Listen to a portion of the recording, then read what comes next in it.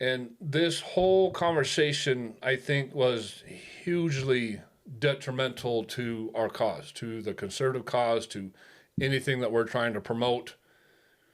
I think this is one of Tucker's worst moments.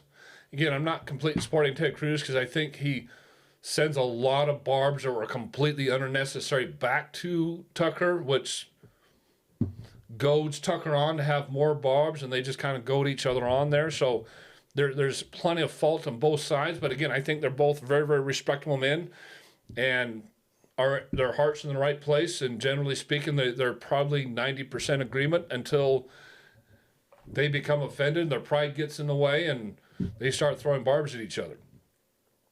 But you should be able to recognize that right out the get-go and stop yourself from going down that road and say, this is not constructive. This is not beneficial. We need to pull back and support each other and keep ourselves united here. We may have difference in opinions in some things, and we're all going to have differences of opinions. I mean, Rand Paul has differences of opinions with a lot of people, and I support that anyway.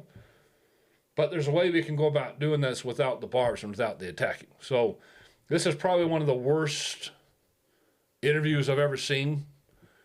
By far, it really is under the quality of both of these men.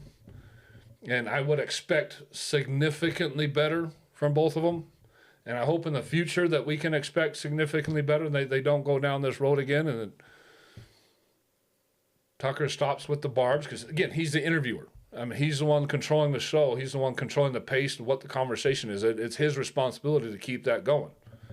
I mean, I do that with my interviews when we're running our podcast, is we keep the conversation going. We know where they're going, and whether I agree or don't agree, I know where they're coming from, and I can usually respond in a way that where we can see eye to eye on certain things and see what we do agree upon. And then just point out in a nice way what we don't agree upon. I've done that several times. Too bad this conversation went as south as it did. Going back to the original point, what Trump did in Iran was absolutely necessary and almost an absolute responsibility as the President of the United States.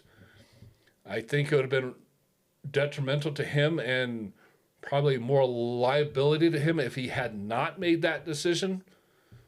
And we need to back up and support that. Congress needs to get behind that and stop trying to nitpick him apart and actually do their job, because they need to be focused on getting our country back and getting a lot of that money to where it should be, not at foreign nations, except for Israel and those who it's absolutely